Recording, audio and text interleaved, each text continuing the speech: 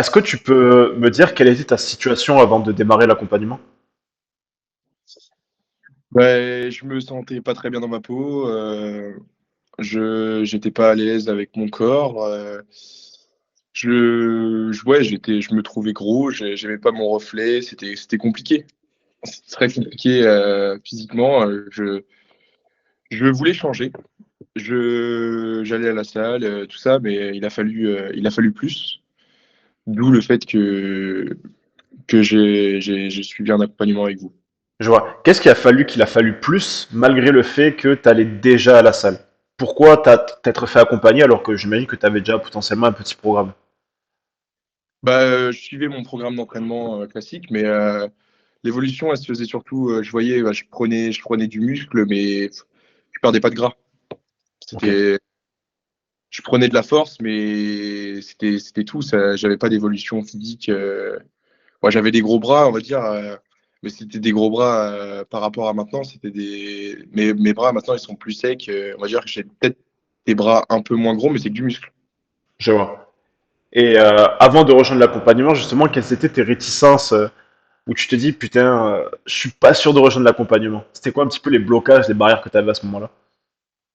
Bah, je m'étais jamais posé la question de rejoindre un accompagnement déjà. C'était Ok. dans ma tête, je faisais mon truc moi-même.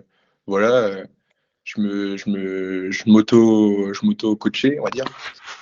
Après, tu m'as contacté sur Instagram vis-à-vis de ça et c'est à partir de ce moment-là que je me suis dit bah pourquoi pas. Après, c'était peut-être aussi une question financière. Si je ne faisais rien avant, c'est parce que enfin, j'étais encore étudiant, tout ça. Ouais, je me posais pas la question. J'avais mon abonnement à la salle. J'avais deux, trois potes avec qui j'allais à la salle, qui avaient leur entraînement. Je suivais à peu près la même chose. Voilà. On va dire que j'étais pas très, très au point sur mes entraînements. Je pense que je travaillais peut-être pas de la bonne façon, non plus. Je vois.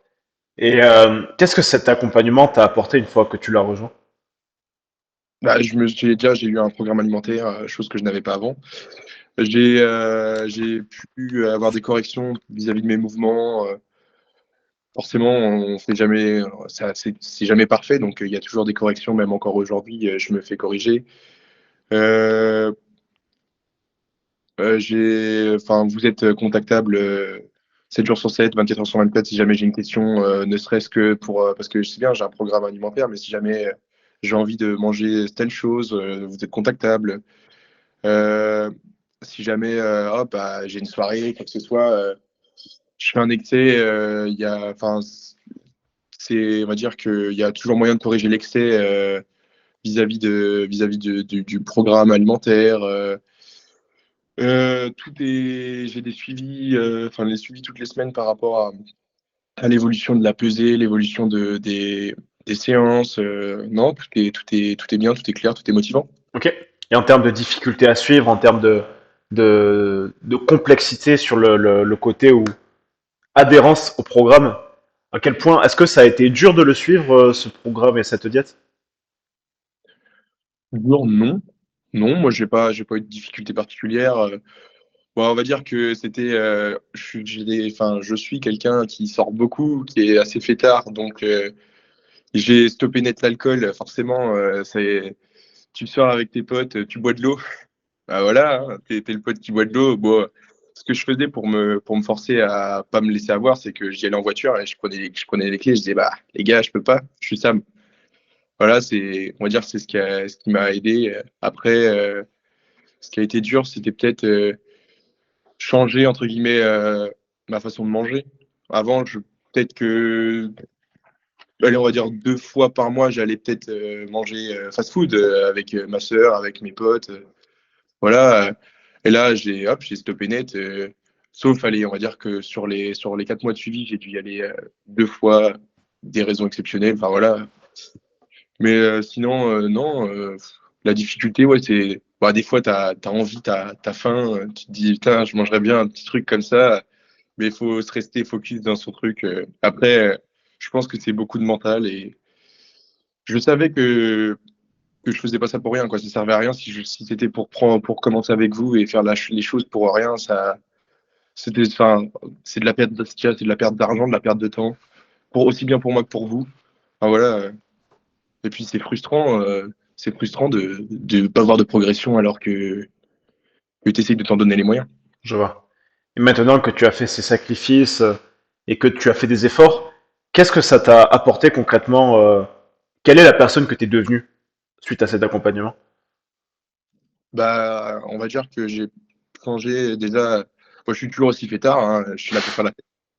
Mais on va dire que je peux faire des soirées sans alcool, ça me gêne plus vraiment. Voilà, je je me regarde dans le miroir. J'ai pas allez, il y a toujours mieux à faire, bien sûr, mais je peux me regarder dans le miroir sans trop me gêner. Je peux me permettre de flex sur Instagram. Mais Ça, c'est ça, bien ça. et ça, j'ai fait qu'une fois, mais je me le suis permis. Ça, et, même, t'as tous tes potes qui sont là. Waouh, montre-nous le avant-après parce que, waouh, oh, trop bien. Enfin, voilà, tout le monde voit l'évolution et t'encourage, entre guillemets. Alors que forcément, il y en a pendant le suivi ça t'encourageait pas trop. Oh, tu bois pas, c'est nul. Ou tes parents qui te disent oh, tu suis ton programme alimentaire là. Enfin, c'est chiant pour faire à manger, ce genre de choses. C'est et puis, pour qu'au final on te dise, «Ah ouais, t'as bien fait» ou «Ah ouais, franchement bien, bravo, beau physique», voilà. Je vois. Et quand tu vois tout ce que tu as eu comme résultat, tous les sacrifices que tu as dû faire, quels seraient les conseils que tu donnerais à quelqu'un qui hésite à nous rejoindre aujourd'hui? Bah, déjà, dans un premier temps, je lui conseillerais de prendre contact avec toi ou ouais, avec toi pour échanger sur sa position, sur, ses doutes, sur, ce qu'il voudrait, sur, enfin, parce que même si jamais, par la suite, vous travaillez pas ensemble, tu peux le conseiller. Je sais que tu l'as déjà fait pour un pote à moi, qui a été en contact avec, toi enfin, via Instagram. Hmm. Voilà, heu, il y a toujours moyen de poser des questions. Une question, ça coûte rien. Ça coûte rien. Après, franchement, faut pas être réticent parce que ça fonctionne, la preuve. La preuve aujourd'hui, j'en suis content donc faut se lancer. Faut se lancer, mais il faut être, assez discipliné, faut savoir que si tu fais ça, tu fais pas ça pour rien.